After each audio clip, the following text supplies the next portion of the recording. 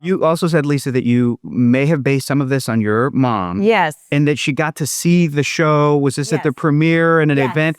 And then afterwards, like all Her class... response was, Yes. which voice were you? But very proud, right? Yeah. It was great. Hey, that was me getting to talk to two of the folks behind the new Netflix animated family comedy, Long Story Short. That was Lisa Edelstein, who voices Naomi, the mom on the show, and Raphael Bob-Waksberg, who's the creator of the show. And he also created BoJack Horseman for Netflix. If you haven't seen Long Story Short yet, it is a really special show. It's special for a few reasons. Number one, it's about a Jewish American family and their traditions and their food and their culture and how all of that shapes who they are as people. And number two, it is an animated show not stuck in time. These characters are not frozen, I think, the way that we're used to sitcoms like The Simpsons or Family Guy or whatever. These characters age like regular people.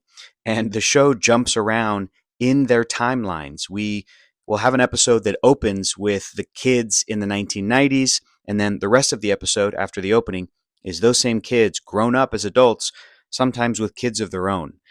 You're constantly hopping around episode to episode into the different years and periods of their lives. It's incredibly relatable. It's really fun to sort of keep up with the family and kind of figure out what exactly has been happening. Sometimes in one episode, you'll hear a character say something and it's like, wait, what? What happened? Because you haven't checked in with them for a few years. So it can be devastating, but to them, it's just sort of regular life. A little while ago, I got to go to an event where they screened 2 episodes of Long Story Short up on the big screen, including the last episode of the first season. By the way, the entire first season is up on Netflix right now. So if you haven't seen it and it sounds relatable to you, go check it out. Season 2 is coming this year, so it's easy to get caught up. And this event was really nice too, by the way. I got to bring my buddy Keller. That's my homie right there. That's my dude. They had little Long Story Short cookies and a photo booth and everything. It was great. So what I did too for this event is I watched the first 9 episodes on my own and waited to see the final 10th episode up on the big screen. I'm really glad I did that. It was a great episode. It was surprisingly emotional, in a big part thanks to Naomi, that character. But after these episodes screened, there was also a sort of a Q&A, a little panel with Raphael, Lisa, more of the cast, and it was moderated by Kristen Shaw, and she's hilarious. And then more recently, I got to go to another Netflix event. Shout out to Marshall and Jamie at Netflix for this invite. This was a cooking class where we got to make some of the food that is featured in the show. I'm a terrible cook. I'm so bad. All of my friends, my loved ones will tell you, but I got to make knishes. And I'm not going to lie, they turned out pretty dang good. So I'm proud of myself. Look at those things. They were beautiful, so delicious. Then I got to talk to Raphael and Lisa, and I got to tell them that the show was really special and that Lisa Edelstein's character, Naomi, she's a tough character sometimes.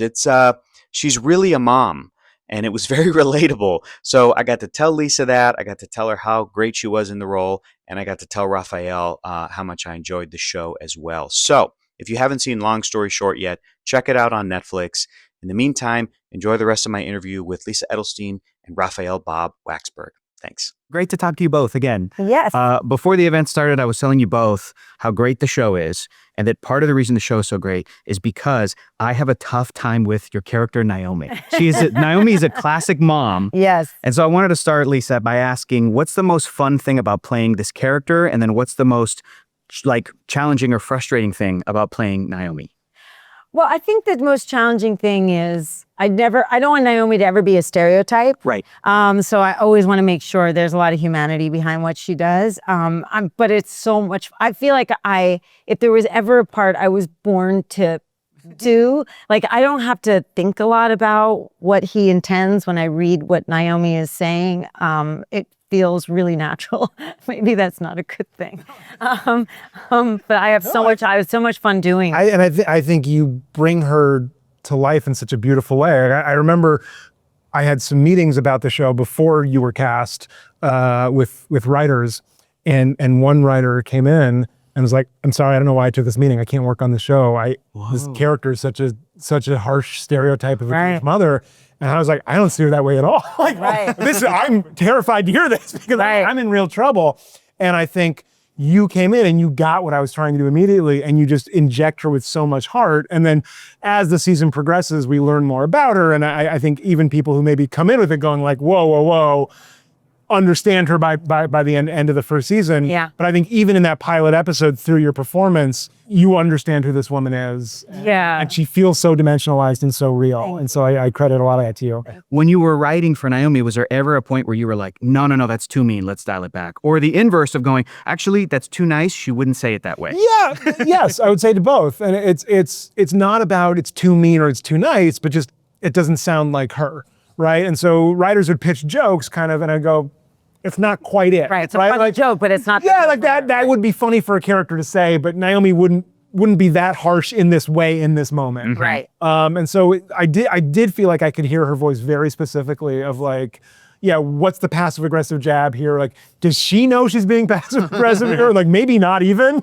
right? But like she wouldn't come out and say anything like too daggery in this moment in this way. She's not a particularly conscious, Right. self-aware person. She moves with a lot There's of no internal monologue. She's just saying it as she's feeling it. saying it, which I love. Yeah. You also said, Lisa, that you may have based some of this on your mom. Yes. And that she got to see the show. Was this at the Yes. premiere and an Yes. event?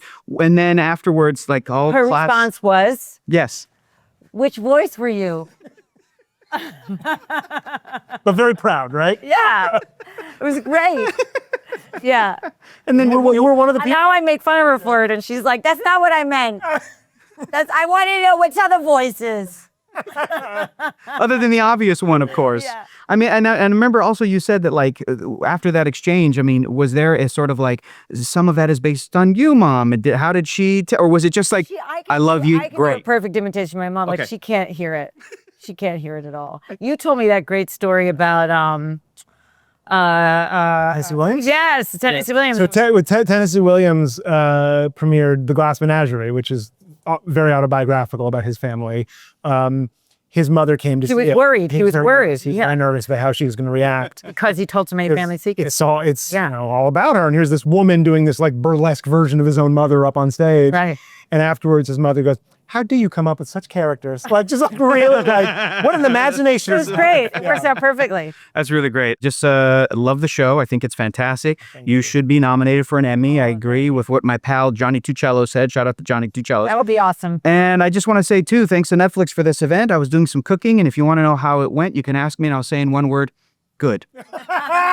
Beautiful. Ask me in 2 words, not good. Not good. Thank you, guys. Thanks, sir. Good to see you. Reforged is gonna discuss. That's why we are watching